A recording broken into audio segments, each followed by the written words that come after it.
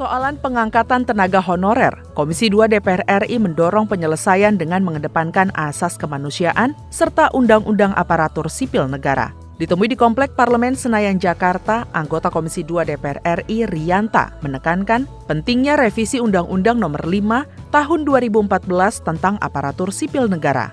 Ia mendukung penyelesaian tenaga non-aparatur sipil negara tanpa adanya pemutusan hubungan kerja. Mengingat sejumlah tenaga honorer telah lama bekerja mengabdi pada instansi pemerintah. Di antaranya, guru, penyuluh pertanian, dan tenaga kesehatan. Berkaca dari itu, pemerintah perlu mempertimbangkan kelangsungan tenaga honorer yang sudah berkorban menggantungkan hidupnya kepada instansi negara. Jadi intinya semua fraksi di DPR ini mendukung agar tenaga honor ini diselesaikan secara kemanusiaan. Kalau dari semua partai di DPR, semuanya ingin itu dijadikan ASN. Apalagi terhadap tenaga kependidikan, kemudian penyuluh pertanian, kemudian pokoknya menyebar di semua kementerian lembaga lah. Saya kira pemerintah juga ketika mau mengambil satu keputusan pengangkatan sudah diperhitungkan dari sisi keuangan. Semua fraksi di DPR telah menyetujui tenaga non-ASN diangkat menjadi aparatur sipil negara. Artinya, ada lebih dari 2 juta tenaga honorer yang memiliki kesempatan untuk menjadi ASN.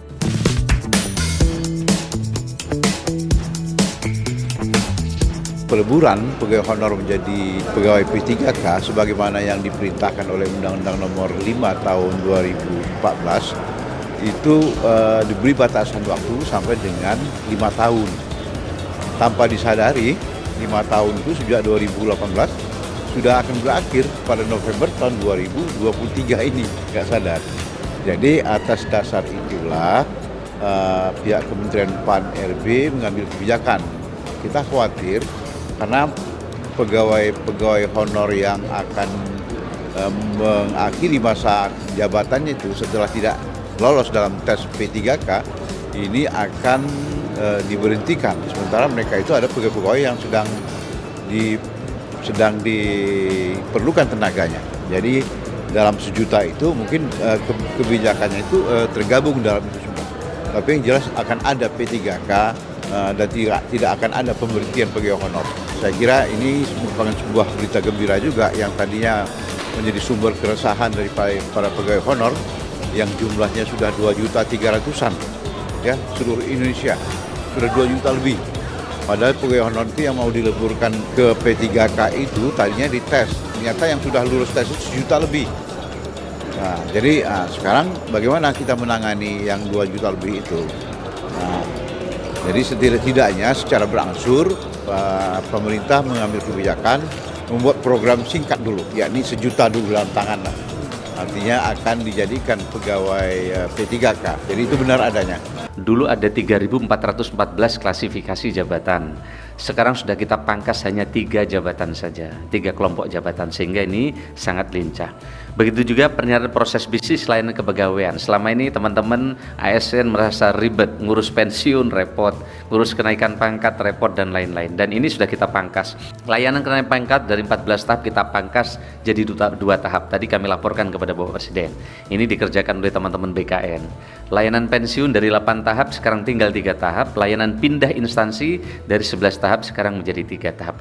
Ini contoh yang diharapkan oleh Bapak Presiden yang segera dieksekusi oleh kementerian lembaga, khususnya Kemenpan RB terkait dengan layanan kepegawaian. Dari 16 tahap sekarang 5 tahap. Layanan akreditasi lembaga penyelenggara pelatihan dulu 10 tahap jadi 4 tahap, dan seterusnya, termasuk layanan fasilitasi pengembangan kompetensi dari 8 tahap sekarang menjadi 3 tahap. Inilah pemangkasan-pemangkasan yang kami kerjakan. Bapak sekalian saya hormati, dampak penyerahan proses bisnis layanan pengembangan kompetensi ASN terjadi simplifikasi.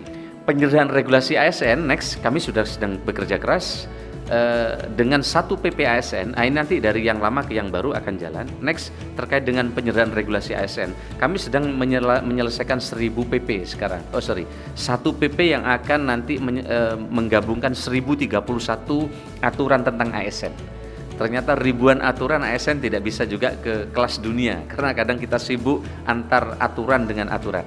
Maka atas saran Pak Presiden kami pangkas ini sekarang dari 766 DIM tersisa 48 DIM terkait dengan pemberhentian, upaya banding dan skop profesi pegawai, dan 85 DIM terkait dengan kesejahteraan. Ini sedang dibahas melalui simulasi dengan Kementerian Keuangan. Kalau ini selesai, maka PPASN ini akan segera selesai. Begitu juga dengan penilaian RB yang dilakukan oleh kementerian sekarang ini agak ribet. Kenapa? Karena harus menjawab 259 komponen pertanyaan dan mengunggah ribuan dokumen. Next slide.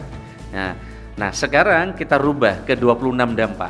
Jadi kalau RB-nya bagus, kira-kira kalau kemiskinannya turun, investasinya meningkat. Kalau dulu fokus di hulu, sekarang kita fokus di hilir. Sehingga kita lebih berdampaknya bukan di tumpukan kertasnya. Selama ini orang kalau ngurus RB kadang harus ada konsultan di hotel, bagaimana nilainya supaya naik, sekarang tidak lagi. Jadi langsung ke dampak, sehingga rakyat bisa lebih merasakan. Nah, Ibu saya hormati, next, Bapak Presiden telah menandatangani SPBE, Arsitektur Pemerintah Berbasis Elektronik, dan tadi Bapak Presiden telah kami laporkan terkait dengan transformasi digital pelayanan publik. Next, halaman 15, Bapak sekalian, inilah arsitektur SPBE nasional sudah dan akan terus disesuaikan untuk mengadopsi konsep digital public infrastructure atau DPI yang sebelah kanan.